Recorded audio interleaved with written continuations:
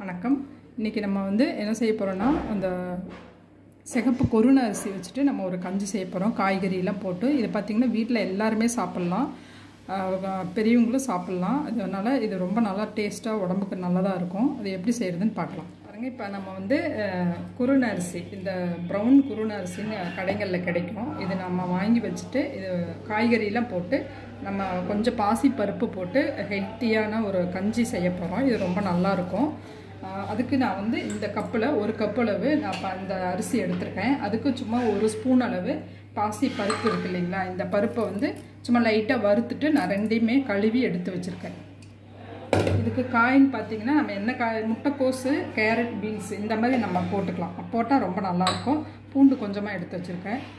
இது அப்படியே போடலாம். நான் சும்மா பூண்டு கொஞ்சம் போட்டு நம்ம வதக்கிட்டு பண்ணால் இன்னும் நல்லா. ஆயில் விடாமல் காய்கறி அரிசி எல்லாம் ஒன்றா போட்டு தண்ணி விட்டு அப்படியும் செய்யலாம்.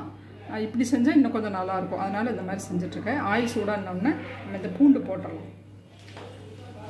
பாருங்கள், ஆயில் சூடாகிடுச்சு. நான் கொஞ்சமாக ஜீரகம் போட்டுக்கலாம். ஜீரகம் போட்டுட்டு அதிலே இந்த பூண்டு போட்டுடலாம்.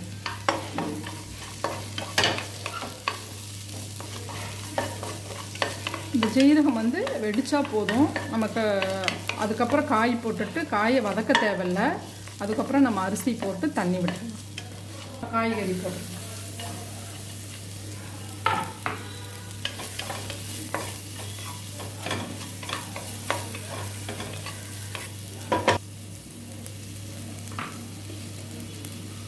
அரிசி போட்டுடலாம்.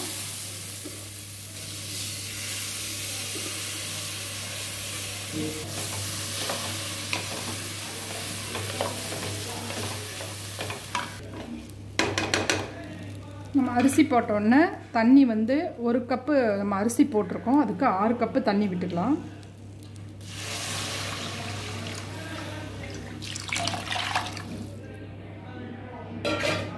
இப்போ நம்ம உப்பு தேவையான அளவு போட்டுக்கலாம். இப்போ தேவையான அளவு கொஞ்சம் போட்டுக்கலாம். அதுக்கப்புறம் நம்ம எடுத்துட்டு என்ன வேணும்னா சால்ட்டு போட்டுக்கலாம்.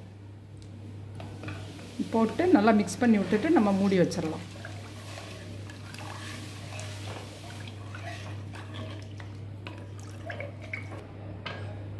மூடி வச்சுட்டு நம்ம ஸ்டீம் வந்தோடனே வெயிட் போட்டுட்டு நல்லா லோ ஃப்ளேமில் இருக்கிறதுல லோ ஃப்ளேமில் வச்சுருங்க. அந்த லோ ஃப்ளேமில் ஒரு விசில் வந்தோடனே ஆஃப் பண்ணிடுங்க. ஆஃப் பண்ணிவிட்டு நம்ம எப்படி வந்திருக்குன்னு பார்க்கலாம். பாருங்கள், நம்ம ஒரு விசில் வந்ததுக்கப்புறம் நம்ம எடுத்துகிட்டு பார்க்கலாம் எப்படி வந்திருக்குன்னு.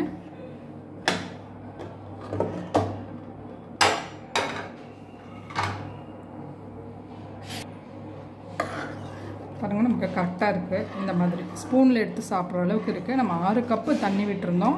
6 கப்பு தண்ணி கரெக்டாக இருக்குது. அப்படி தண்ணி ரொம்ப கம்மியாக இருந்தது, திக்காக இருந்ததுன்னா நீங்கள் கொஞ்சமாக தண்ணி நல்லா சூடு பண்ணிவிட்டு இதில் விட்டுட்டு கொஞ்சம் நேரம் நீங்கள் திரும்பவும் நம்ம வச்சுட்டு கொஞ்சம் நேரம் மிக்ஸ் பண்ணிகிட்டே இருந்தால் இந்த லெவலுக்கு வந்துடும். இந்த அளவு கரெக்டாக இருக்குது. இப்போ நமக்கு ரைஸும் நல்லா வெந்துருச்சு. அதனால் இந்த மாதிரி நீங்கள் ஒரு நாளைக்கு செஞ்சு பாருங்கள், செஞ்சு சாப்பிட்டு பாருங்கள். பாருங்கள், நம்ம செஞ்சு முடிச்சிட்டோம். இது நம்ம ரெகுலராக சாப்பிட்ற சாப்பாடு, ரெகுலராக சாப்பிடும்போது ஏதோ ஒரு நாள் இந்த மாதிரி ஒரு மார்னிங்கோ இல்லை நைட்டுக்கோ இந்த மாதிரி இந்த அரிசியில் இந்த மாதிரி கஞ்சி செஞ்சு சாப்பிட்டா சூப்பராக இருக்கும். அதுக்கு பருப்பு துவையல், ஊறுகாய் இல்லைன்னா மோர் மிளகா வச்சுட்டு சாப்பிட்லாம். இந்த வீடியோ உங்களுக்கு பிடிச்சிருந்தால் லைக் பண்ணி, ஷேர் பண்ணி, சப்ஸ்கிரைப் பண்ணுங்கள். தேங்க்யூ.